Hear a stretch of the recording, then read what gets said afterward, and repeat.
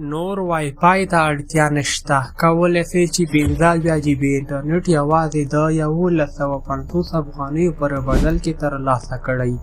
دغه طریقه او دا وړاندیز یوازې د روشن شبکې کارکوونکو او پیرودونکو لپاره ده.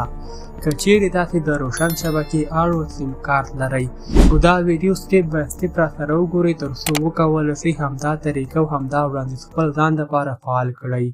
دا چې څرنګه کولی شو یاد وړاندیز فعال کړو طریقه درښایم خو له هغې څخه وړاندې له ټولو ملګرو دا هیله کوو چې دې ویډیو ته لایک ورکړئ او که په چینل کې نوي یاستئ چینل در سره سبسکرایب کړئ تر څو زموږ نوي هره راتلونکې ویډیو تر تاسې حتمي در ورسیږي. ګرانو ملګرو، دغه کومه طریقه چې دا د هیواد د بېلابېلو ولایتونو دپاره شتون لري. هر ولایت دپاره ځانګړی کوډ د فعالولو دپاره استفاده کیږي. اوس راځو لومړی د کابل څخه پیل کوو چې په کابل کې به یاد وړاندیز تاسو څنګه فعالوئ.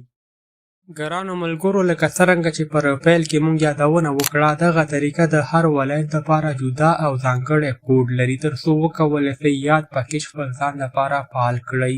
پر همدغه ترتیب سره که چیرې تاسې اوس مهال پر کابل کې استوګن یاست کولی شئ دغه واتساپ شمارې ته میسج وکړئ او خپله ستونزه ورسره شریکه کړئ. انشاءالله تاسو به وکولی شئ همدا وړاندیز پر خپله فعال کړئ. دا د روشن شبکې اړوند یو رسمي شماره ده. تاسو ته همدا پاکیج دوی فعالوي.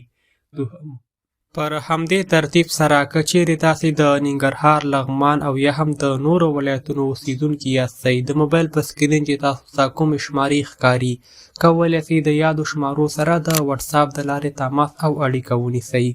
ګرانو ملګرو، دغه شمارې د روشن شبکې د ځانګړو استازو دي. کولی شئ معلومات ورسره وکړئ او تاسو ته همدا وړاندیز دوی فعالوي.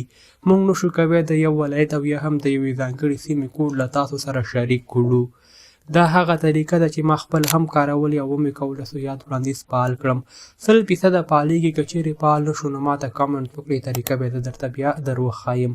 خو په یاد ولرئ نورو ملګرو ته مه وایئ تر څو هغوی هم له دې طریقې څخه استفاده وکړي. زموږ ویډیو تر همدې ځایه وه. که چیرې کومه پوښتنه لرئ زموږ د واتساپ ګروپ د ویډیو په ډسکرپشن کې موجود ده، هلته هم موږ سره ګډون کولی شئ. ملاویږو به پر بله راتلونکې ویډیو کې تر بیا ښه وخت ښې چارې الله مو مل شه.